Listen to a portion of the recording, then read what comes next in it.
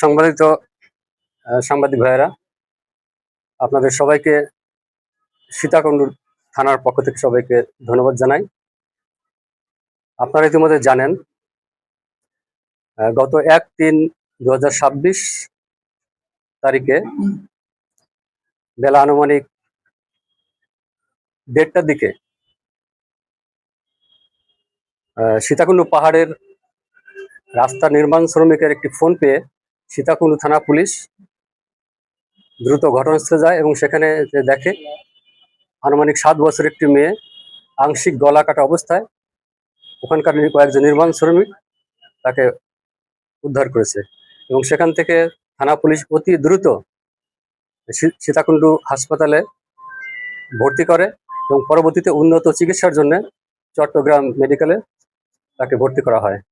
ঘটনাস্থল পরিদর্শন করি তাকে নিয়ে এবং তার দেখানো মতে মেয়েটির রক্তমাখা সালোয়ার আমরা সেখান থেকে উদ্ধার করি। পাশাপাশি মেয়েটিকে চকলেটের লোভ দেখিয়ে বেড়াতে নিয়ে যাওয়ার কথা বলে বাড়ি থেকে যে বের করে নিয়ে আসছে সেই চকলেটও আমরা উদ্ধার করতে পেরেছি।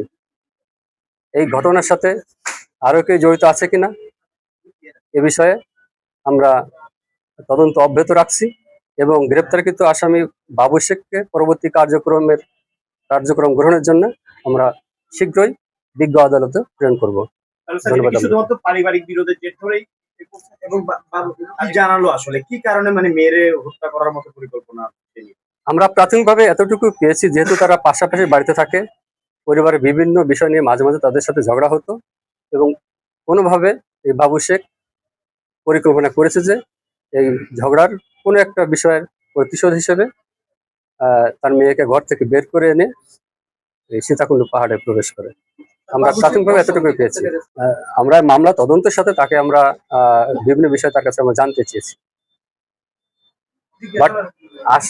বাট মূল অভিযুক্ত বাবু শেখ। দৈনিক আজকের বাংলা .net